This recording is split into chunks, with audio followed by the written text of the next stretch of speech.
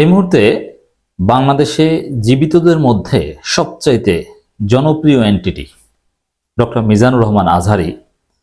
তার কার্যক্রমে কিছুটা রাজনৈতিক ছাপ আছে। এটাকে আমরা কিভাবে দেখব সে আলোচনা করব। দর্শক, এই অ্যাডজেক্টিভটা আমি তার জন্য দিতে চাই এবং beyond reasonable doubt doctor Mizanur Rahman আজহারের চাইতে কোনো জনপ্রিয় সত্তা বাংলাদেশে জীবিতদের মধ্যে এই মুহূর্তে নেই।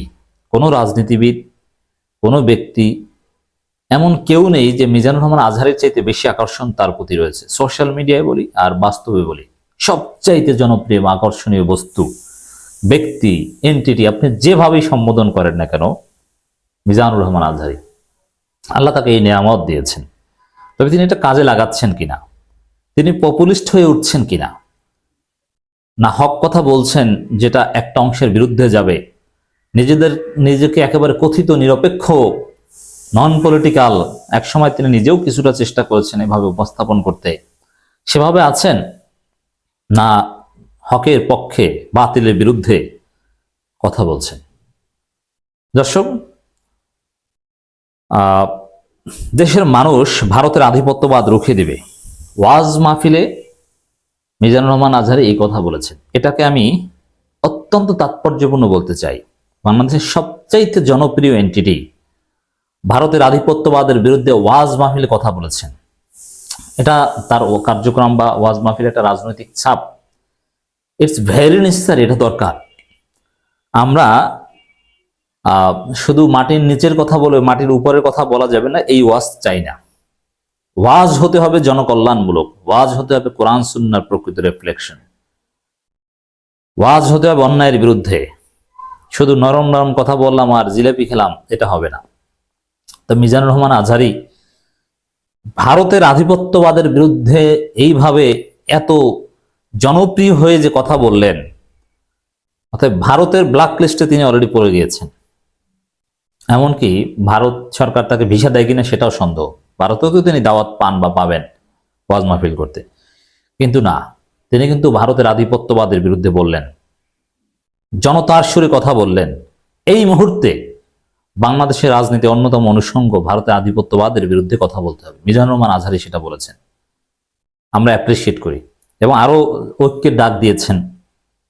পলিটিক্যাল কথা বলছেন, অন্যায়ের বিরুদ্ধে বলছেন, আওয়ামী লীগের বিরুদ্ধে বলছেন এবং তার ওয়াজ মাহফিলে বিএনপি নেতা সালাউদ্দিন আহমেদকে অতিথি করা হয়।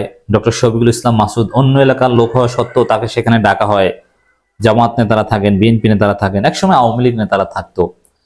এখন একসময় আওয়ামী লীগ থাকতো আর এখন বিএনপি জামাতের লোকজন অতিথি হিসেবে থাকে, তাদেরকে পাশে বসিয়ে বক্তব্য দেন।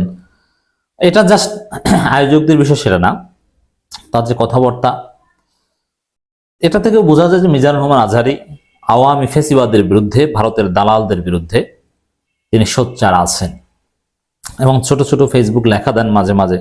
এগুলো নিয়েও সমালোচনা হয় যে আগে কেন তিনি এগুলো বলেন, এখন কেন বলছেন। ভাই, আগে অনেকেই অনেক কথা বলতেন। শেখ মুজিবকে জাতির জনক, শেখ মুজিবকে বঙ্গবন্ধু ছাড়া না বলা, এটা জামাতের আমিরও করতেন। বিশেষ করে বঙ্গবন্ধু, যেমন এখনকে মুজিব মুজিব বলি আমরা কি আওয়ামী লীগ ক্ষমতা থাকতে মুজিব এভাবে বলতাম না? তারেক রহমান থেকে শুরু করে সবাই শেখ মুজিবুর রহমানকে সর্বোচ্চ সম্মান দিয়ে কথা বলতেন, ডাক্তার শফিকুর রহমান থেকে শুরু করে। এক্ষেত্রে মিজানুর রহমান আজহারী হয়তো বা একটু কথাবার্তা বলেছেন, গ্লোরিফাই করেছেন। এটা একেবারে সিম্পল, জীবন বাঁচানোর জন্য, দেশে থাকার জন্য এটা অনেকেই করতো। বিএনপি জামাত যেহেতু করতে পেরেছে, তাই আজহারী সাহেব করেছে বলেছে, এটাকে আমরা অত নেতিবাচক ভাবে দেখতে পারি না। কিন্তু এখন করেন কিনা সেটা তো এখন আমরা নন পলিটিক্যাল বক্তা অথবা যাদের মধ্যে একেবারে কমন এনিমির বিরুদ্ধে কোনো কথা নেই, সব জায়গায় নিজেকে বাঁচিয়ে কথা বলা, এই টাইপের বক্তাকে আমরা সমর্থন করি না। তা মিজানুর রহমান আজহারীর যে ভারতের আধিপত্যবাদকে রুখে দেওয়ার যে হুঙ্কার, এটা আমাদেরকে ইমপ্রেস করেছে।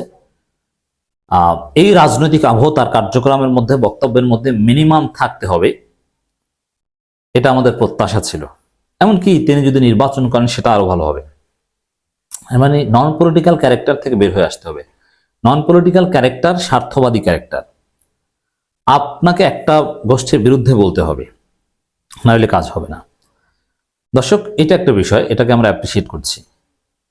আর একটা বিষয় হচ্ছে যে অনেকেই লেখালেখি করছেন যে মিজানুর রহমান আজহারী তার যে জনপ্রিয়তা, তার 1-1.5 ঘন্টা বা 2 ঘন্টার বক্তব্য থেকে 1-2 মিনিট বা ছোট ছোট একটা অংশ কেটে নিয়ে চরমনাই, আহলে হাদিস বা এরা অপপ্রচার চালাতে পারে, বা সুন্নিদের মধ্যে কেউ, যেটা অতীতে করেছে।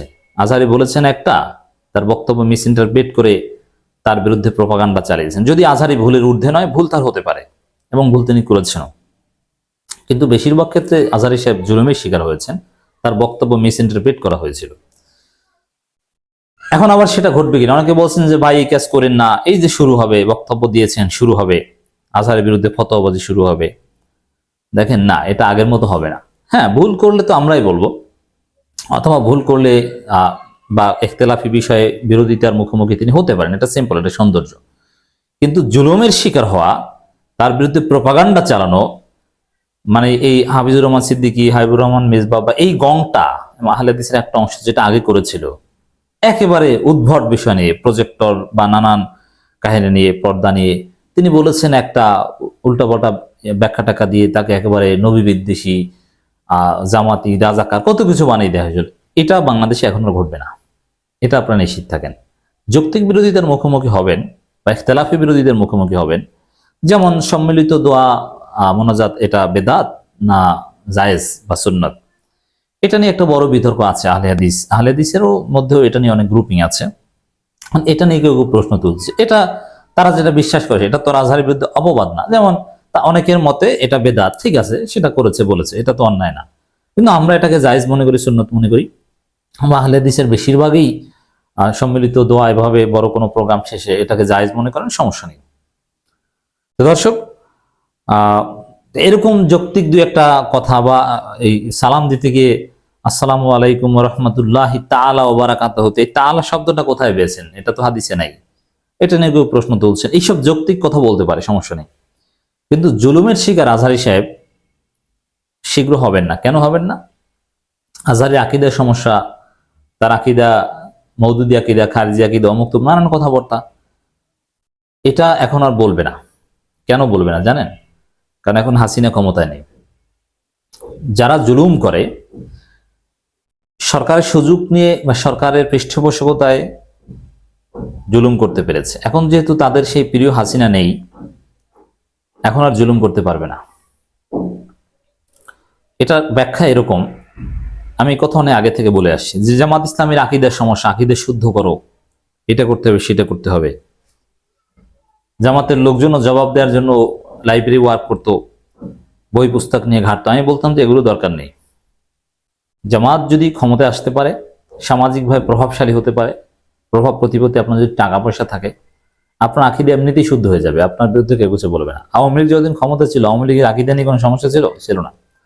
ওরকম জামাত পাওয়ারফুল হোক, জামাতের আকীদা এমনি শুদ্ধ হয়ে যাবে।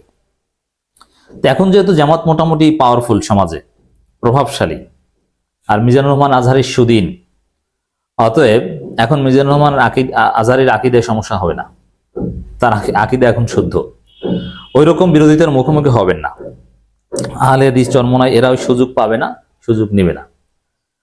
কারণ তারা জানে বেশি উল্টোপাল্টা করতে গেলে যেসব হুজুররা আজহারীকে ওই আওয়ামী লীগের আমলে, আওয়ামী লীগের পাওয়ারে প্রভাবান্বিত হয়ে আজহারের বিরুদ্ধে ফতোয়া টতোয়া দিত, এইসব হুজুর এখন ওইসব উল্টাপাল্টা কথা বলতে সাহসই পাবে না।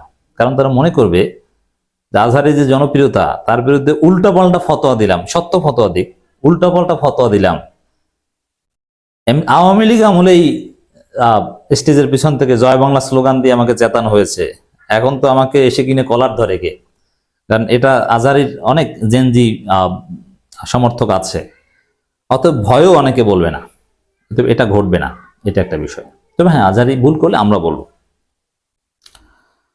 আজহারী যে বক্তব্যটা, জনপ্রিয় ইসলামী বক্তা মাওলানা ডক্টর মিজানুর রহমান আজহারী বলেছেন, প্রতিবেশী বদলানো যায় না, আমরা ভারতের কাছে বন্ধুত্বে বিশ্বাসী, শত্রুতায় নয়। ভারতের দাদাগিরি ও মিথ্যা গুজব বাংলাদেশের মানুষ পছন্দ করে না।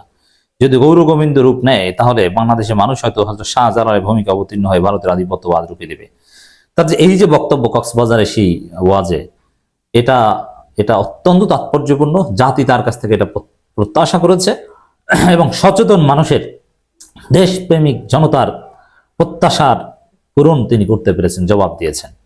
তিনি বলেন, বাংলাদেশ অসাম্প্রদায়িক দেশ, এদেশে পূজা পর্বণে মাদ্রাসা ছাত্ররা মন্দির পাহারা দেয়। এছাড়া চট্টগ্রামের অ্যাডভোকেট আলিফ হত্যার পর গোটা বাংলাদেশ ধৈর্যের পরিচয় দিয়েছে। সে পলিটিক্যাল কথা বলতে হবে। ডক্টর আজহারি বলেন, ঐক্য হচ্ছে দেশ ও জাতির উন্নয়ন অগ্রগতির ভিত্তি। বিগত 50 বছর নিজেরা বিরোধিতায় লিপ্ত হয়ে এই দেশটাকে শেষ করে দিচ্ছে। শুধু ইসলামপন্থীদের ঐক্য না, জাতি ঐক্যের বিষয়ে কথা বলেছেন। এটা অনেকটা পলিটিক্যাল কথা।